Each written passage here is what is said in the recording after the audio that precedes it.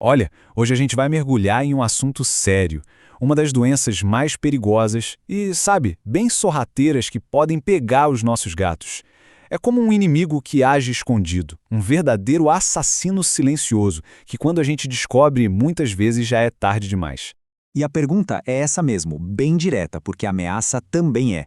A gente está falando de um parasita, uma coisinha microscópica que consegue levar um gato super saudável à beira da morte em, tipo, questão de semanas.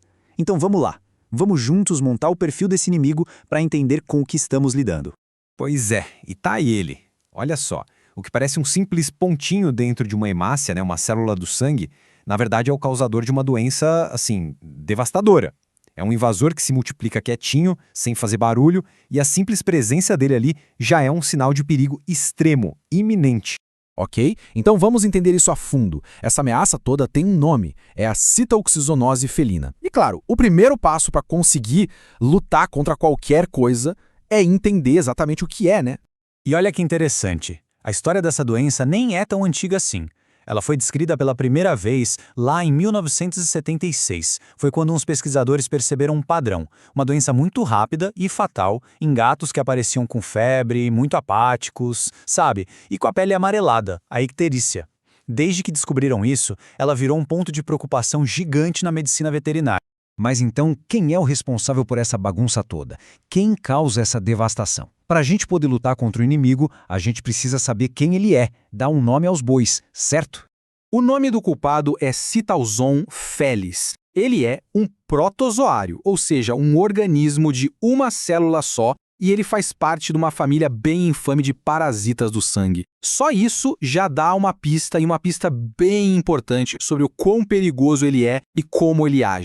E o que a gente vê aqui é genial para entender como ele ataca. É um ataque em duas frentes, pensa só. Primeiro tem a fase nos tecidos. Nela, o parasita cria uns aglomerados enormes, chamados de esquizontes, dentro das células de defesa do gato. E eles ficam tão grandes, mas tão grandes, que podem literalmente entupir os vasos sanguíneos. Imagina o estrago. Aí, numa segunda fase, ele solta tipo uns soldadinhos menores, os piroplasmas, que saem para invadir as hemácias, as células vermelhas do sangue. E essa imagem aqui, nossa, ela mostra direitinho o que os veterinários buscam no microscópio. É a prova do crime, a evidência visual do ataque. Essa forma que parece um anel de cinete, sabe? É a assinatura clássica do parasita, nessa segunda fase dele, ali escondido bem dentro das células que deveriam estar levando oxigênio pelo corpo todo. Ok, mas como é que esse invasor microscópico consegue entrar no corpo do gato? A resposta, olha só, está em outro parasita que a gente conhece muito bem.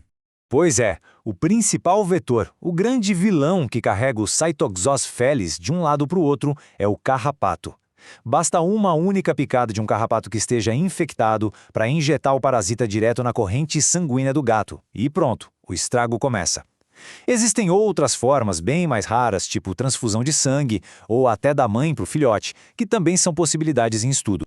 Então vamos acompanhar essa invasão passo a passo, para ficar bem claro. Tudo começa lá no carrapato, né? Quando ele pica o gato, o parasita entra e vai direto se instalar nas células de defesa. Ali, ele se multiplica, mas se multiplica muito, em massa. Essa multiplicação toda libera uma nova onda de invasores, que são os merozoítos. E aí eles partem para o alvo final, as hemácias. É um ciclo, nossa, terrivelmente rápido e vicioso.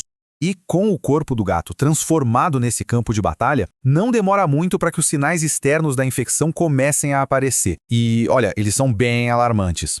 O ponto principal aqui é a rapidez e a gravidade dos sintomas. Pensa bem, tudo começa com uma febre lá no teto, coisa de 41 graus ou mais. Logo em seguida, o gato fica deprimido, não quer comer. Aí vem a icterícia, aquele amarelão, que já é um sinal de que o fígado está sofrendo. E a respiração fica difícil. Nos estágios finais é terrível. O animal pode até vocalizar de dor, um pouco antes da temperatura do corpo dele despencar. E se por fora já é ruim, por dentro o estrago é ainda maior. A destruição das hemácias causa anemia, claro.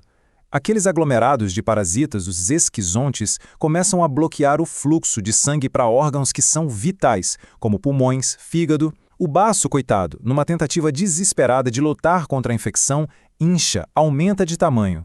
O corpo do animal está literalmente entrando em colapso. Então, para ter certeza, o diagnóstico final depende de encontrar a prova do crime, achar o parasita na lâmina de sangue, como a gente viu naquelas imagens. Isso só mostra o qual sorrateira essa doença é. A confirmação depende de achar esse inimigo minúsculo no meio de um oceano de milhões de células.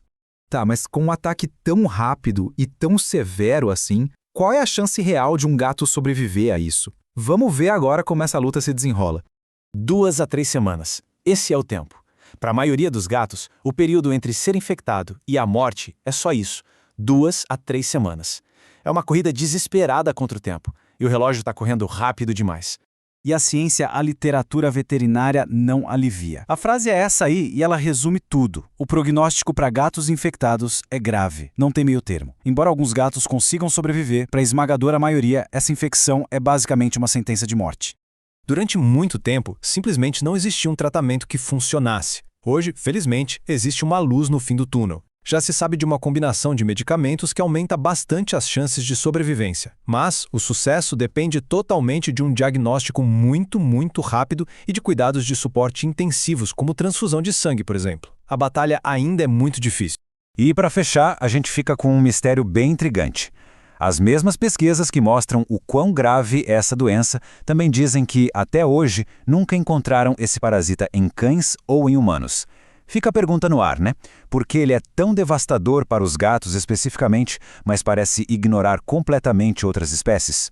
É uma daquelas perguntas que fazem a gente pensar em quantos segredos a natureza ainda guarda.